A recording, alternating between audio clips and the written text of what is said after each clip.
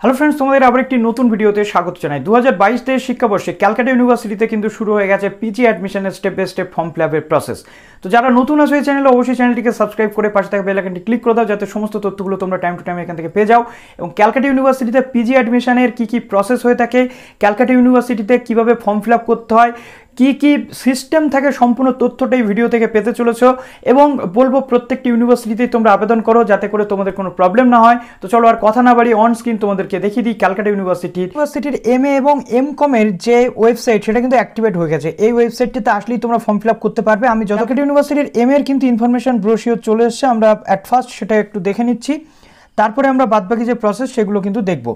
দেখো, এম এর যে ইনফরমেশন ব্রোশিওর সেটা চলে এসছে 43 পেজের ব্রোশিওর, সুতরাং একটু ধৈর্য ধরে তোমরা দেখো। যেখানে তোমাদের MA M Com integrated BL library science এবং এমএ এম.এসসি বা অন্যান্য কোর্সেসগুলো এর মধ্যে কিন্তু রয়েছে। অটোনোমাস কলেজ কিন্তু এর বাইরে থাকে।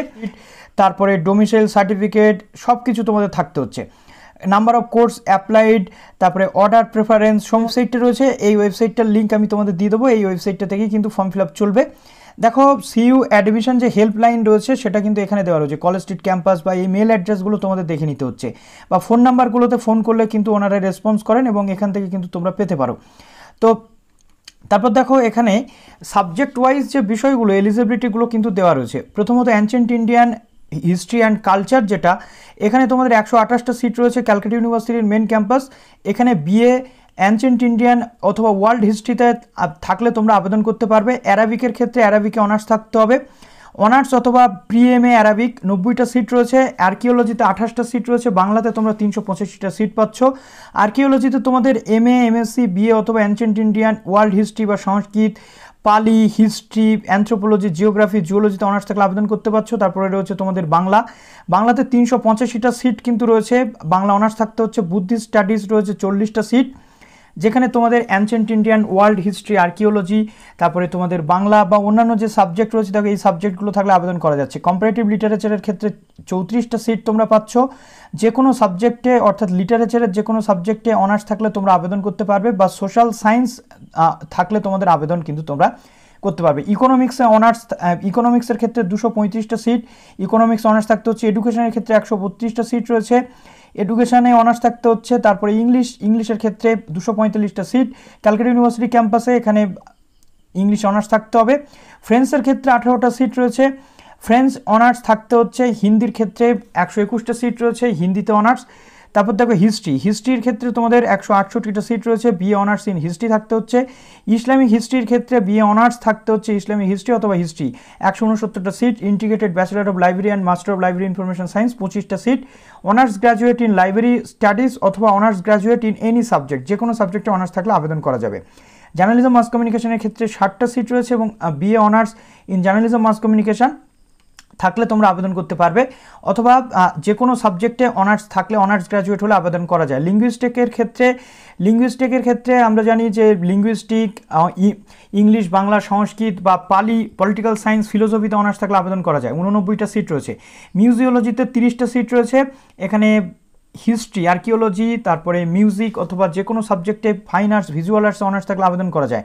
পালিতে এখানে তোমাদের 34টা সিট রয়েছে। দেখো, পালি, সংস্কৃত, এখানে philosophy, ancient Indian history, world history, এই সাবজেক্টগুলোতে অনার্স থাকলে আবেদন করতে পারবে। পার্সিয়ানে 50টা সিট পাচ্ছ, পার্সিয়ানে অনার্স থাকতে হচ্ছে। ফিলোসফিতে অনার্স থাকতে হচ্ছে, ফিলোসফির জন্য 235টা সিট তোমরা পাচ্ছ। তারপরে এখানে রয়েছে তোমাদের বিএ পলিটিক্যাল সায়েন্স অনার্স, 235টা সিট কিন্তু তোমাদের থাকছে। তারপর দেখো, রাশিয়ানে অনেকে মাস্টার্স করতে চায়, তাদের 15টা সিট কিন্তু এখানে রয়েছে। এখানে রাশিয়ানে অনার্স বা প্রি-এমএ থাকলে আবেদন করা যায়। সংস্কৃতে 169টা সিট, সংস্কৃত অনার্স থাকলে তোমরা আবেদন করতে পারছো। বিএ অনার্স ইন সোশিওলজি, অতএব সোশিওলজিতে 60টা সিট এখানে তোমরা পাচ্ছ, সোশিওলজি অনার্স থাকতে হচ্ছে। তারপর দেখো, north, south and south east Asian studies 160টা সিট রয়েছে। BA honours in history, political science, economics, anthropology, human rights honours থাকলে তোমরা আবেদন করতে পারবে। তারপরে উর্দুতে অনার্স থাকতে হচ্ছে, 81টা সিট তোমরা পাচ্ছ।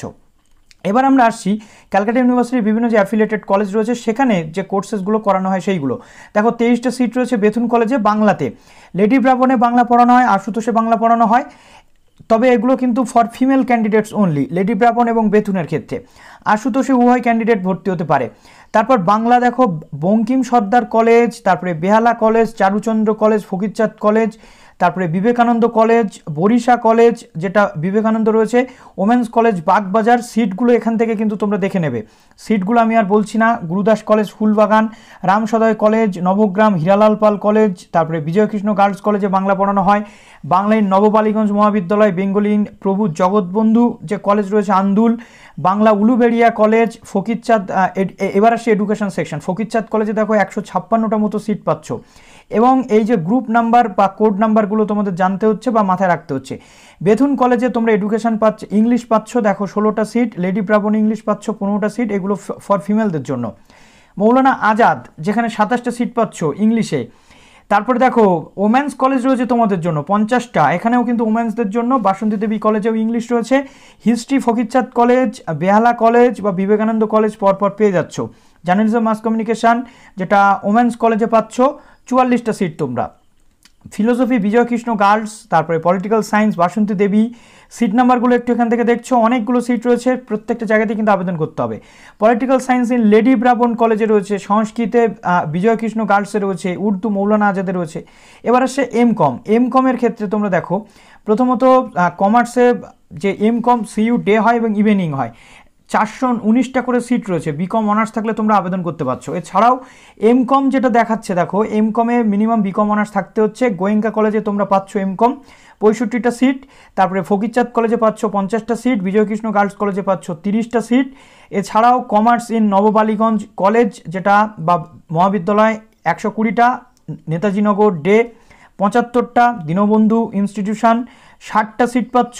তারপরে কমার্স ইন প্রফুল্লচন্দ্র কলেজে 50টা সিট পাচ্ছ।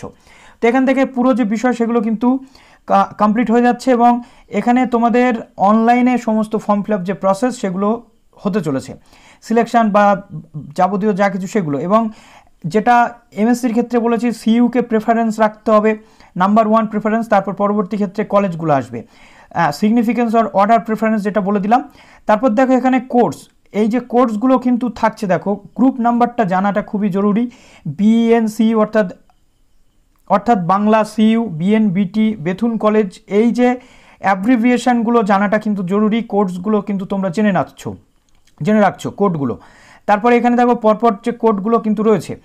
নেক্সট আমরা এবার দেখে নিচ্ছি। দেখো প্রথমত এখানে তোমাদের অ্যানসিয়েন্ট ইন্ডিয়ান হিস্ট্রি বা অলরেডি যে সিটগুলো তোমাদের বলে দিলাম কি কি বিষয় তোমাদের লাগবে সেটা দেখে নিচ্ছ। MA. MSc archaeology, economics, museology এবং এম.কম, এই জিনিসগুলো এই প্রত্যেকটা সাবজেক্টের ক্ষেত্রে দেখো scanned copies of marksheet final year final semester for CU candidate, শুধুমাত্র ক্যালকাটা ইউনিভার্সিটির স্টুডেন্টসদের জন্য ফাইনাল ইয়ার অথবা ফাইনাল সেমিস্টারের marksheet of all 3-6 semester for non CU, অর্থাৎ যারা বাইরের ক্যান্ডিডেট তাদের 3 বছরের অর্থাৎ 6টা সেমিস্টারের মার্কশিট কিন্তু স্ক্যান করতে হবে বাইরের, আর ক্যালকাটাদের জন্য শুধু ক্যালকাটা। তারপর দেখো কাস্ট সার্টিফিকেট যদি থাকে, পিডব্লিউডি সার্টিফিকেট যদি থাকে, তারপর ডোমিসাইল সার্টিফিকেট যেটা এসসি এসটি ওবিসি সবার জন্য লাগবে, soft copy of passport size photo যেটা 50 কেবির মধ্যে থাকবে, সিগনেচার কিন্তু নট মোর দ্যান 30 কেবি, 30 কেবির মধ্যে সিগনেচার থাকতে হবে, আদার ডকুমেন্ট যেটা 200 কেবির মধ্যে থাকতে হবে, জেপিজি জেপেগ ফরম্যাটে অর্থাৎ ছবি ফরম্যাটে থাকতে হবে, ইমেল অ্যাড্রেস এবং কন্ট্যাক্ট ডিটেল কিন্তু থাকতে হবে। Before submission of online application, দেখো গুরুত্বপূর্ণ বিষয় বলা হয়েছে, all the fields the application form are correctly fill up, অর্থাৎ পুরোটা কারেক্ট ওয়েতে তোমাদের ফিল আপ করতে হবে, সাবধানে ফিল আপ করতে হবে। এবার দেখো এখানে কি বলা হচ্ছে, ক্যালকুলেশন শিট ফরম্যাট, অর্থাৎ for the applicants for admission different courses, calculation sheet কিন্তু ক্যালকাটা ইউনিভার্সিটিতে করতে হয়। Applicants are hereby requested to submit their percentage marks as well as of marks obtained in full marks honours subject papers, general subject এবং papers, annual সিস্টেমদের জন্য 1+1 সিস্টেমদের জন্য যেটা অনার্স সাবজেক্ট পেপার্স এবং জেনারেল সাবজেক্ট পেপার্স কিন্তু লাগবে। তারপর দেখো কি বলা হচ্ছে, number 2 aggregate marks as well as marks obtained in core course, অর্থাৎ যারা সিবিসিএস কোর কোর্স অর্থাৎ সিসি পেপার, ডিএসসি পেপার এবং এসিসি পেপার যেটা সেই জিনিসগুলো কিন্তু তোমাদের লাগবে। তারপর দেখো generic elective subject paper to be treated as general marks all 3 years 6 semester under CBCS as the case may be, অর্থাৎ এটা কিন্তু আবার লাগতে পারে। The candidate requested to carefully calculate the marks, অর্থাৎ এই টোটাল ওভারঅল মার্কস কিন্তু তোমাদের লাগবে অনার্স পাস সমস্তটা। তারপর দেখো following the method given below put the same appropriate places of their application forms candidates are also requested to upload the calculation sheet percentage of marks obtain full marks. অর্থাৎ এখানে তোমাদের calculation sheet কিন্তু feel করতে হয় Calcutta university বা যে সমস্ত দেখো table for both CU and non CU, এটা কিন্তু প্রত্যেককে করতে হবে calculation sheet fill up. Calculation sheet fill আপটা কিন্তু খুবই ইম্পর্ট্যান্ট। দেখো এখানে নাম, এখানে তোমার application number, honours subject, group number, honours percentage, mobile number, email ID, এইগুলো কিন্তু পরবর্তী ক্ষেত্রে সমস্ত কিছু তোমাদের দিতে হবে। The candidates who have been qualified under অর্থাৎ পার্ট সিস্টেম অথবা সিবিসিএস সিস্টেম, প্রত্যেকের ক্ষেত্রে কিন্তু এই বিষয়টা লাগবে। প্রথমত দেখো টোটাল অবটেন্ড, যারা পার্টের ক্যান্ডিডেট রয়েছে তাদের জন্য total marks obtained in honours in part system এখানে দিয়ে দিলে, তারপর full marks honours in part system এখানে দিয়ে দিলে, তারপর পার্সেন্টেজ অফ মার্কস। তারপর দেখো এখানে তোমাদের full marks in CC DSC SCC পেপারে যেটা পেয়েছো সেইগুলো, টোটাল কত মার্কস পেয়েছো সেটা দিচ্ছ, আর এখানে ফুল মার্কস কত ছিল সেটা দিচ্ছ। তারপর ওভারঅল করে এখানে পার্সেন্টেজ কিন্তু তোমাদের লিখতে হচ্ছে। তারপর দেখো নেম অফ জেনারেল সাবজেক্ট, এবার আসে জেনারেল সাবজেক্টের জন্য টোটাল মার্কস অবটেন্ড, অর্থাৎ এই দিকে কিন্তু তোমাদের জেনারেল সাবজেক্টে কত কত মার্কস টোটাল পেয়েছো, জেনারেল 1 জেনারেল 2 অথবা পার্টের ক্যান্ডিডেট যারা রয়েছে তাদের ক্ষেত্রে টোটাল মার্কস কত অবটেন্ড হয়েছে সেটা। তারপর এখানে ফুল মার্কস তোমাদের জেনারেলে কত ছিল সেটা, তারপরে পার্সেন্টেজ অফ মার্কস যেটা রয়েছে জেনারেল পেপারে সেইগুলো কিন্তু দিতে হবে। দেখো কি বলা হচ্ছে, for BCom total marks obtained in GE papers, for BCom full marks obtained in GE papers, অর্থাৎ এইগুলো কিন্তু পরপর তোমাদেরকে দিতে হবে। এবার আসে টেবিল বি শুধুমাত্র নন সিইউ ক্যান্ডিডেটদের জন্য, অর্থাৎ টেবিল এ হচ্ছে শুধুমাত্র টেবিল এ দুজনেদের জন্যই, আর টেবিল বি শুধুমাত্র নন সিইউ ক্যান্ডিডেট জন্য for candidates who have been qualified under CBCS system. তাদের এখানে কিন্তু নেম অফ অনার্স সাবজেক্ট দিতে হচ্ছে for same paper CC DSC SSC group. দেখো এখানে পরপর কিন্তু তোমাদের দেওয়া রয়েছে সিসি পেপার, ঠিক আছে, সিসি পেপার তোমরা দিলে aggregate grade point obtained in first semester to 6 semester এখানে দিচ্ছ। তারপরে ক্রেডিট পেপার যেটা রয়েছে ডিএসসি এসএসসি যেগুলো রয়েছে সেটা দিচ্ছ। তারপরে টোটাল গ্রেড পয়েন্ট যেটা সেটা এখানে দিতে হচ্ছে, টোটাল সিসি পেপার বা ডিএসসি পেপারে যে ক্রেডিট যেটা সেটা এখানে দিচ্ছ। তারপর সিজিপিএ অফ অনার্স, অর্থাৎ এখানে অনার্সের সিজিপিএ এবং অনার্স থেকে যেটা পার্সেন্টেজ করেছো সেটা তোমাদের এখানে দিতে হচ্ছে। এটা DSC paper SSC paper overall এইভাবে তোমাদের করতে হবে। তার পরবর্তীতে এই জায়গাগুলোতে টোটালগুলো তোমাদেরকে লিখতে হবে। তো এগুলো জটিল প্রসেস তোমাদের লাগছে, পরবর্তী ক্ষেত্রে এগুলো নিয়ে আসা যাবে।